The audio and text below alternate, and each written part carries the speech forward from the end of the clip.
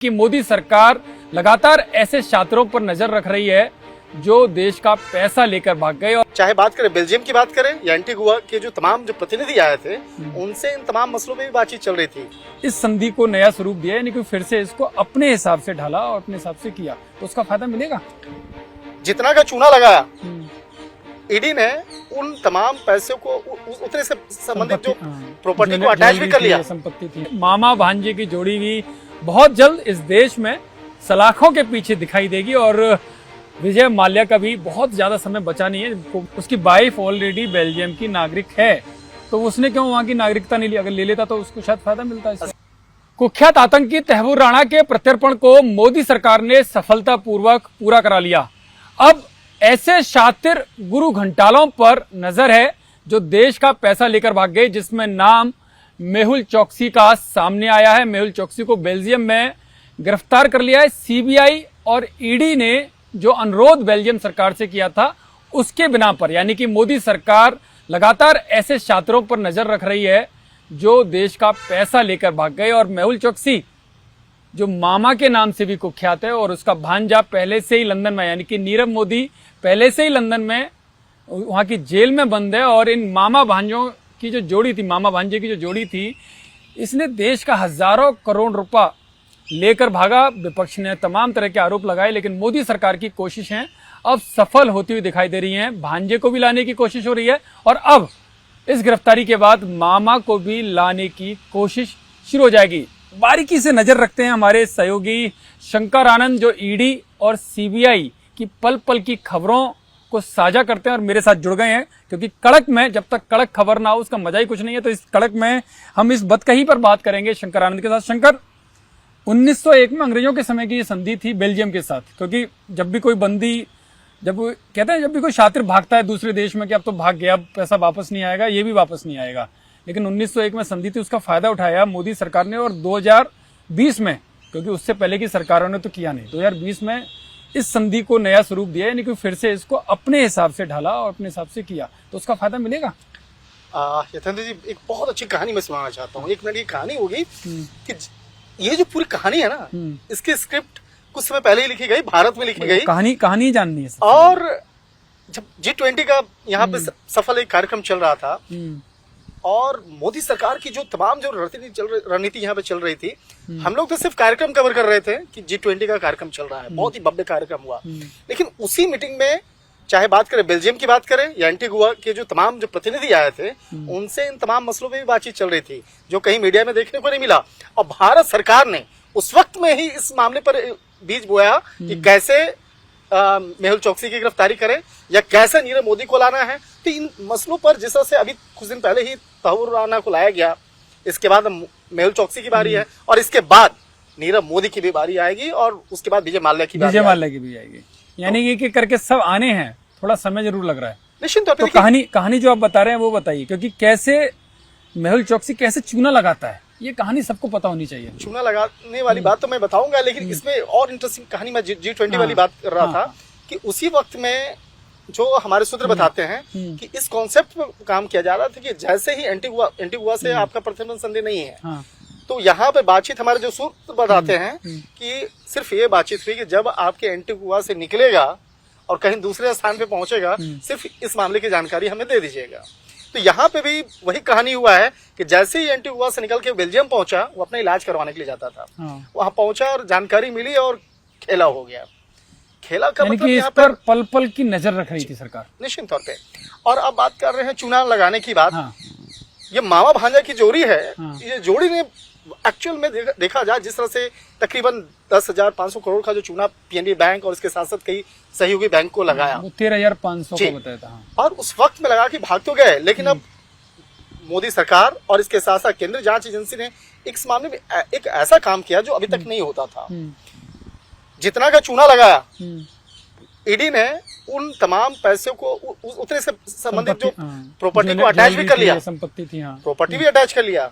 उस प्रॉपर्टी को बेच कर भी जिन बैंकों का जितना पैसा बकाया था, वो पैसे को वापस भी कर दिया गया। यानी कि जो इसने घोटाला किया, जितने का चूना लगाया, उससे ज्यादा पैसा सरकार जब्त कर चुकी है और वो बैंकों को वापस कर चुकी है। और अब भारतीय न्याय के मुताबिक, कानून के मुताबिक उसे लाने की तैयारी चल रही है। और इस मामले में एक और कहानी मैं दिलचस्प सुनाना चाहूंगा। हाँ, जो वही जाननी है, वही अपने दर्शकों को बतानी है कि क्या है। बड़ा दिलचस्प कहानी था।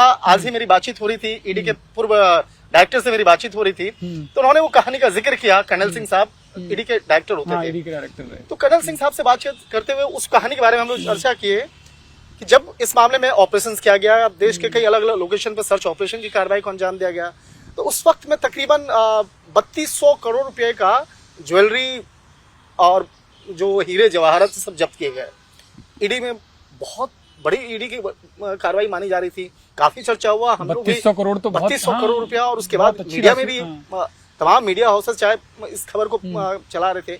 उसी दौरान में मैंने एक स्टोरी किया था। डायरेक्टर साहब से मेरी बातचीत हो रही, तो उन्होंने बताया कि एक दिन गए तो डॉक्टर साहब ने बताया कि शंकर एक बड़ा महत्वपूर्ण अपडेट आया है। तो उन्होंने बताया था कि जो 3200 करोड़ का जो हीरा है ना, उसका जो वैल्यूएशन कराया गया, वो जनरल एक प्रोसेस होता है, एसओपी होता है। जो वैल्यूएशन कराया गया तो पता चला कि वो मात्र 26 करोड़ का था।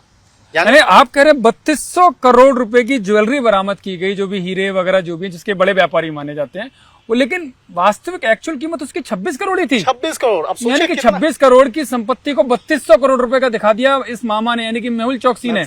इतना बड़ा शातिराना दिमाग और इतना बड़ा घोटाला, धोखा जैसे कह सकते हैं। निश्चित तौर पे आप सोचिए, आप एक ब्रांड को ही आप देखते हैं, आप कोई खरीदारी करने जा रहे हैं, हीरा जवाहरात ये सब खरीदने जा रहे हैं, तो आप ब्रांडेड दुकानें पहुंचते हैं, और उस ब्रांड के नाम पर जो इसकी जो कंपनी थी, मामा भांजे की कंपनी जो थी, उस ब्रांड के नाम पर कितना बड़ा फर्जीवाड़ा किया जाता था। चूना लगा रहे हैं, गजब। उसके बावजूद भी जांच एजेंसी ने फिर उसके बाद काम किया, और उसके बाद एक्चुअल जो जितना का इसने चूना लगाया उतने की प्रॉपर्टी को अटैच किया और उसको बेच करके फिर उन तमाम बैंकों को भी दिया।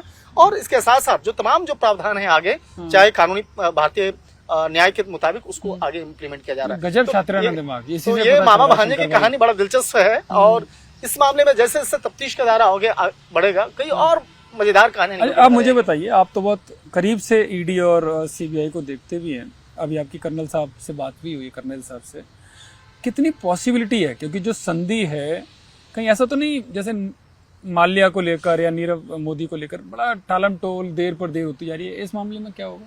देखिए, दो चीजें हैं इस मामले में। बताना चाहूंगा कि अभी थोड़ी देर पहले जो मेहुल चौकसी का जो वकील है विजय अग्रवाल, सुप्रीम कोर्ट के काफी सीनियर वकील माने जाते हैं, उनका कहना है कि यार इस मामले में अभी तक जो फ्यूजिटिव ऑफेंडर है वो घोषित नहीं किया गया, आर्थिक तौर पर भगोड़ा घोषित नहीं किया गया है। तो इस मामले पे भी ईडी के जो पूर्व निदेशक है उनका कहना है कि इसमें कोई फर्क नहीं पड़ने वाला है। अच्छा, आप देखिए ना कि भाई ये जो एक्ट बना है कब बना है, साल 2018 में।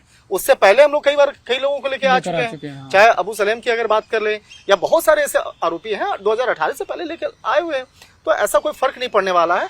दूसरा है कि भाई मेहुल चौकसी के बारे में उसके वकील ने बात बताया है कि मेहुल चौकसी आज की तारीख में बहुत ही ज्यादा बीमार है, उसे ब्लड कैंसर, ब्लड कैंसर वाला बता रहे हैं, उसी के इलाज के लिए बेल्जियम जाते थे। कहीं केस में उसको फायदा तो नहीं मिलेगा, उसका जमानत हो जाए वहां पर कोर्ट, क्योंकि हेल्थ का रीजन और वो भी इतना सीरियस बीमारी।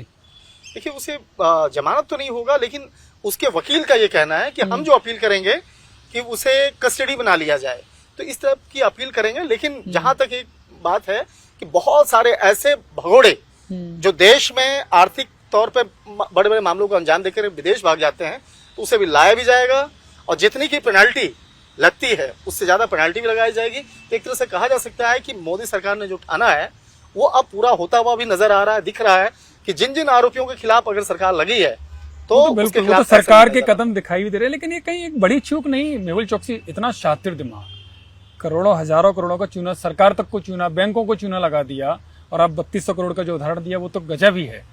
लेकिन जब उसके पास एंटीगुआ की उसका नागरिकता ले रखी है, वो छोड़कर बेल्जियम में क्यों इलाज करा रहा था, जबकि उसकी वाइफ ऑलरेडी बेल्जियम की नागरिक है, तो उसने क्यों वहां की नागरिकता नहीं ली? अगर ले लेता तो उसको शायद फायदा मिलता है। असली कहानी ये है हाँ।